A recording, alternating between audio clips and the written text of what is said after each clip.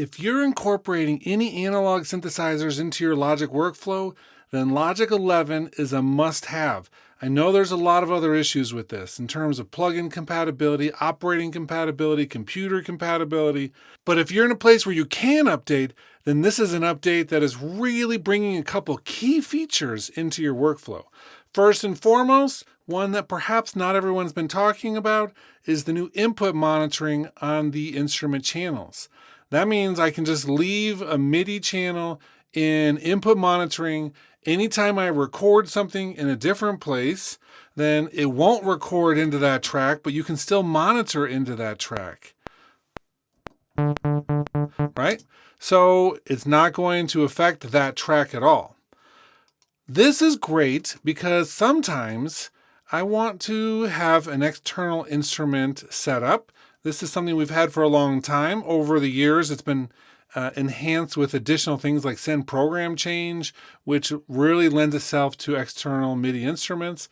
I'm using the Model D, which is the Mini Moog clone, and it's a great instrument. It sounds awesome. It has that analog flavor to it, and sometimes maybe I want to bring it into one of my tracks or just have it be a part of a song, but not necessarily record it at that moment. Well, now we can do that.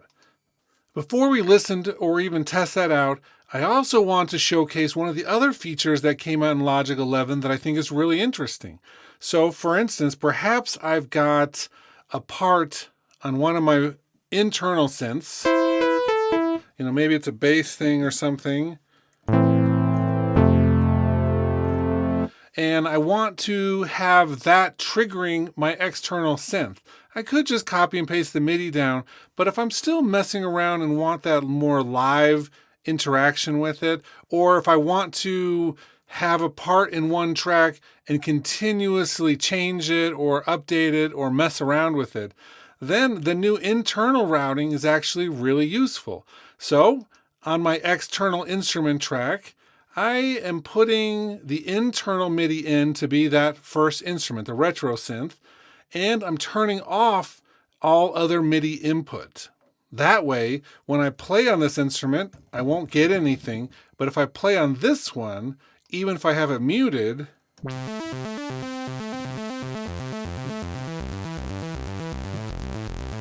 right? So now that first track is controlling my Model D. It's a nice way to be able to route some of that information. And then, let's mute that one again. Let's actually record a part, or even maybe let's use our chord track for a second, another way that this might tie in. And with the chord track, we're going to do something. I've really been working in the key of D minor quite a bit lately.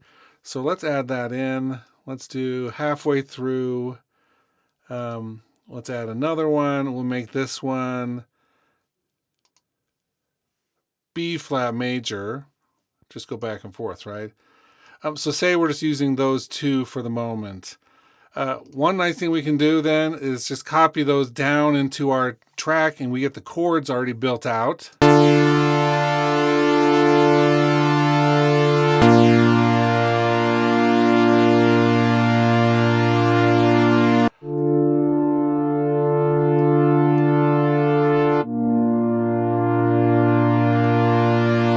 Right? So now those chords can also trigger our Moog.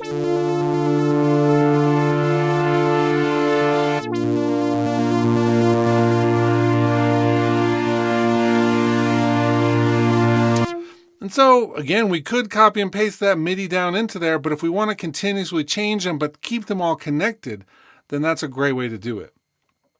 So, in addition to having the internal routing, which allows us now to connect our internal instruments with our external instruments, and having this input monitoring, which lets us leave that track open without recording into it, I think that we're starting to get into a much better place with a lot of this stuff. We can also, if we want to now, we can also bounce in place our external things. And so it's actually going to be able to tell. Let's let it play.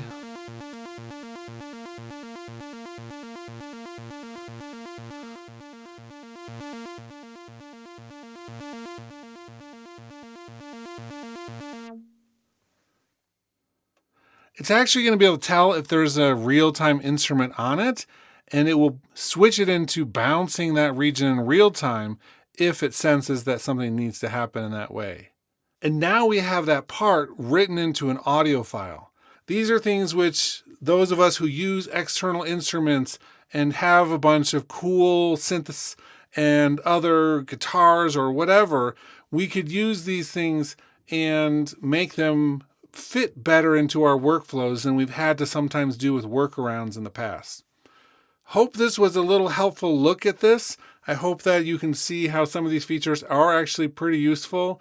And that's it for this video. So we're going to probably do one or two more, but we're going to set up a live stream for next week to go over all the updates.